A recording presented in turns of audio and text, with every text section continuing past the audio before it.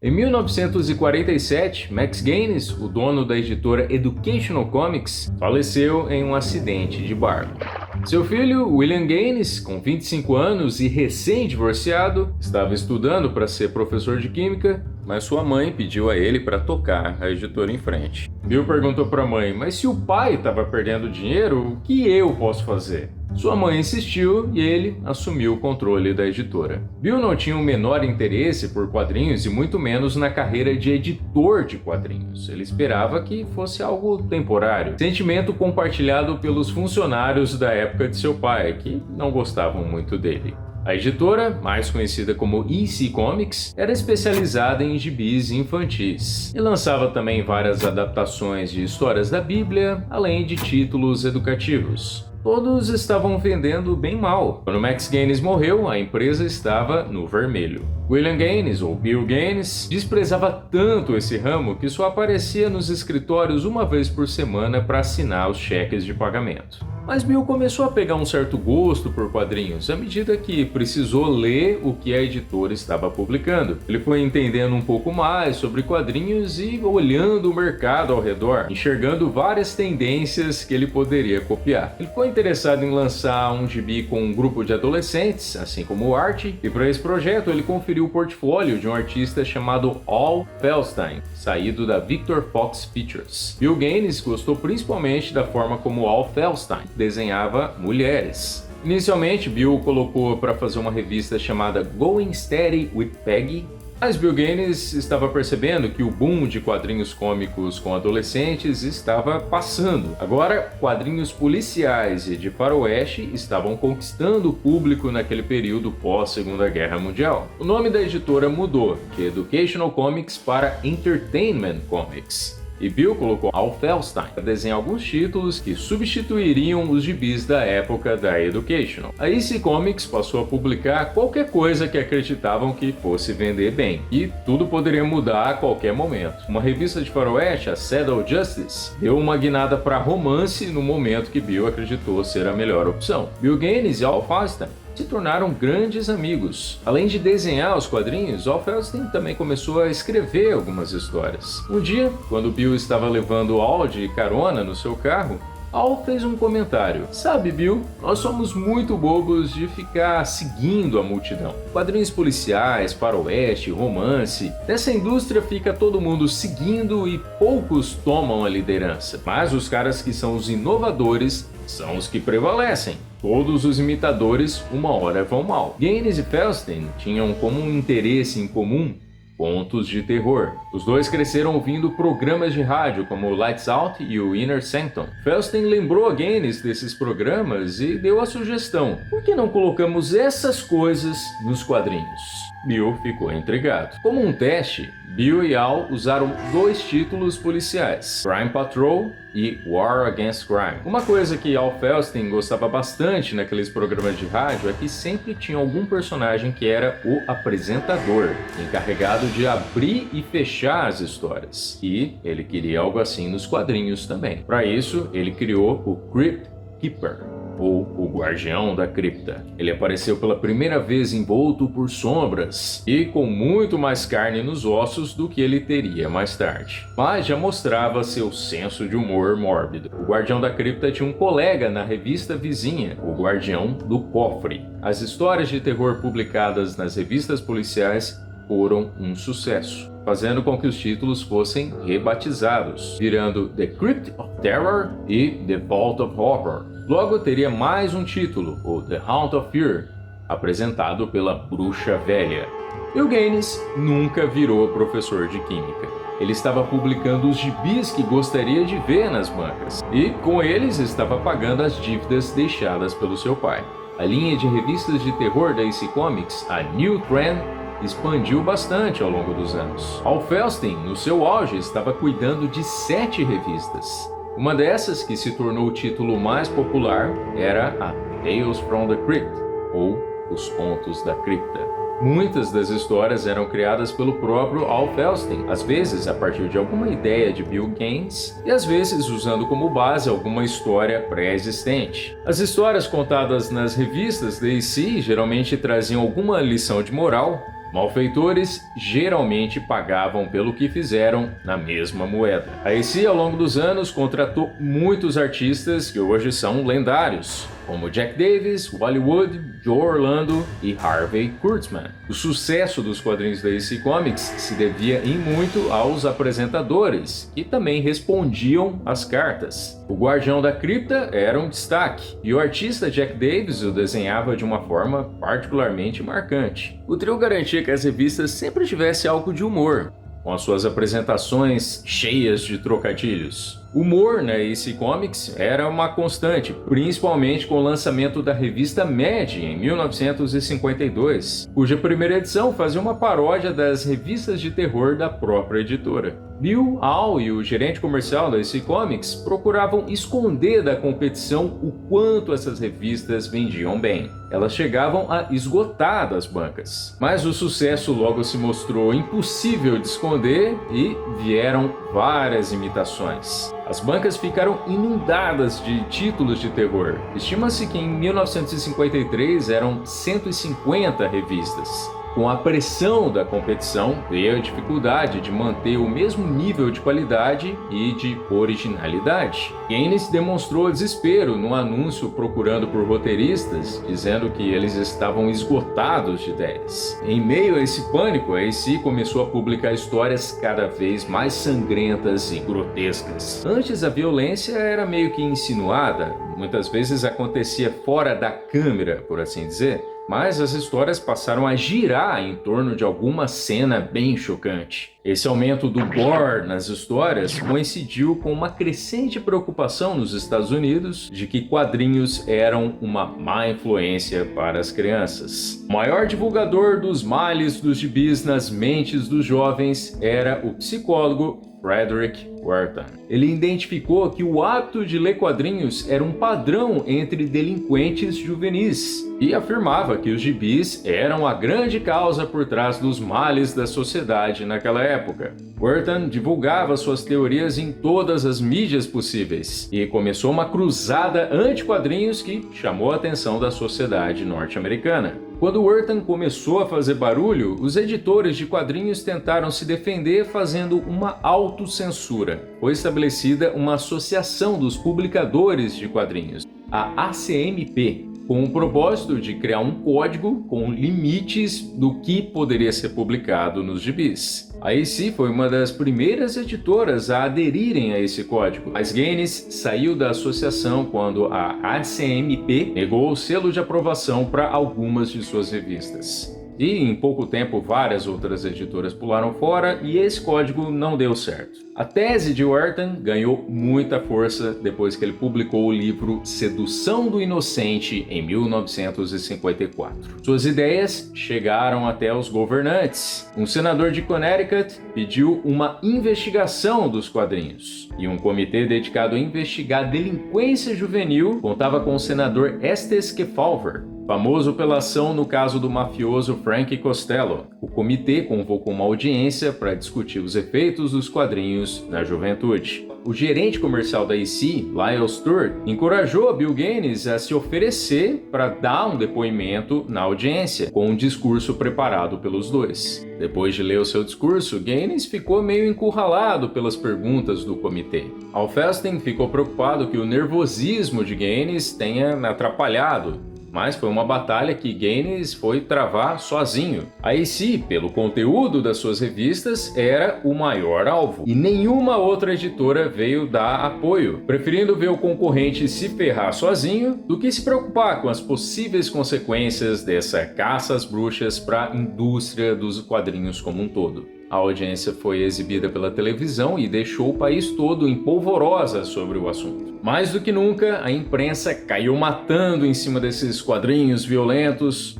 e vieram protestos, boicotes e queimas de pilhas de quadrinhos em praça pública. Algumas cidades estavam discutindo banir esses quadrinhos dentro das leis contra material obsceno. Mas isso nem seria necessário, porque agora ninguém estava querendo comercializar esses gibis. A DC começou a receber de volta pacotes lacrados das suas revistas. Gaines achava que Contos da Cripta e todos os outros gibis de terror da editora iriam acabar quando passasse a moda dos gibis de terror, assim como os outros tipos de quadrinhos. Ele nunca poderia imaginar que o final deles seria forçado dessa forma. Artistas da DC começaram a se apresentar como ilustradores comerciais, porque em 54, nos Estados Unidos, você falar que era um desenhista de gibis de terror era a mesma coisa que falar que era comunista. Temendo pelo fim de seu negócio, Gaines tentou unir as editoras para juntos financiarem estudos independentes com especialistas, educadores, psicólogos, para esclarecer de uma vez por todas a real conexão entre quadrinhos e delinquência juvenil. Ele também queria organizar uma campanha em conjunto para tranquilizar os pais de que quadrinhos eram inofensivos para as crianças. Uma nova organização foi formada, a CMAA.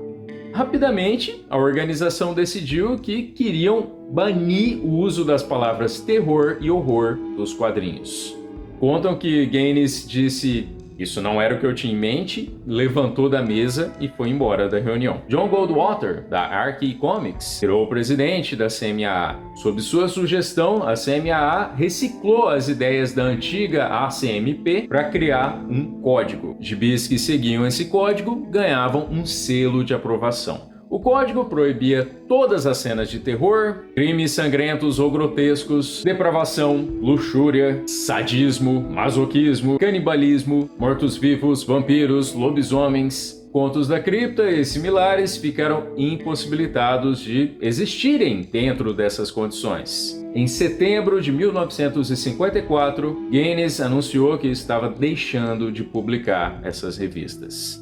Ele disse que agora iria ficar esperando pela queda nos níveis de crime e delinquência juvenil nos Estados Unidos. Gaines lançou uma linha variada de quadrinhos que se adequavam ao código, com histórias de aventura, piratas e uma revista com casos de psicanálise. Os comerciantes passaram a só querer gibis que tinham o selo de aprovação. Então Gaines foi forçado a entrar novamente para a CMAA. Mas a EC Comics passou a ser muito mal vista dentro da indústria, e os quadrinhos continuaram sendo recusados pelos comerciantes. A EC pôde continuar viva graças ao sucesso de uma única publicação. Pouco antes da instauração do código, a Mad tinha passado do formato de gibi para o de uma revista, e dessa forma ela não estava sujeita ao código. Vendo uma oportunidade para driblar a necessidade desse código de aprovação, Gaines lançou uma linha de revistas apelidadas de Pictofiction,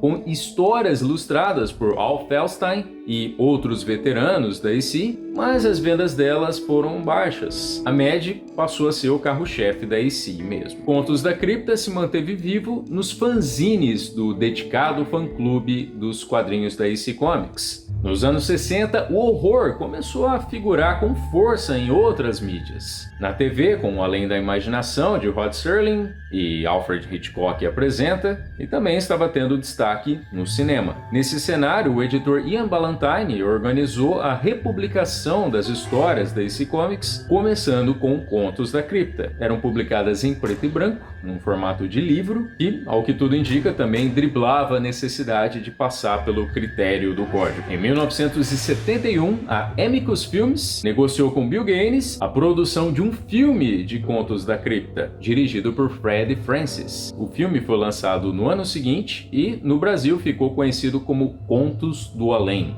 O filme era uma coleção de histórias adaptadas dos quadrinhos apresentadas pelo Guardião da Cripta, pela primeira vez aparecendo em live action, só que bem mais contido e bem menos asqueroso do que se poderia imaginar. Já no ano seguinte, a Amicus lançou The Vault of Horror, e o curioso é que, apesar de existir a revista Vault of Horror, nenhuma das histórias veio dessa revista, mas 3 das 4 histórias do filme vieram de Contos da Cripta. A primeira geração de fãs de Contos da Cripta cresceu. Russ Cochrane, mandou uma carta para Bill Gaines dizendo que virou professor, assim como outros de seus companheiros do fã-clube da AC Comics, e afirmando que nenhum deles virou o assassino da machadinha. Os dois ficaram amigos e o fã organizou a republicação dos quadrinhos da AC Comics em formato de capa dura. Essas republicações chamaram a atenção de outro fã crescido, o diretor Walter Hill, famoso por 48 Horas e Warriors. Um filme que, assim como Contos da Cripta, também foi acusado de provocar uma onda de violência. Redescobrindo os quadrinhos, ele os mostrou para o seu sócio, David Giler, e eles se uniram ao produtor Joel Silver, outro antigo fã da AC Comics, para o projeto de um filme. Gaines vendeu os direitos de filmagem sem enrolação e por um custo bem reduzido, porque ele sentiu que era uma boa oportunidade. Agora ele estava lidando com gente grande de Hollywood, diferente dos produtores menores com quem lidou nos anos 70. Entraram também no projeto Richard Donner e Robert Zemeckis. Os dois cineastas também leram muito Contos da Cripta na infância.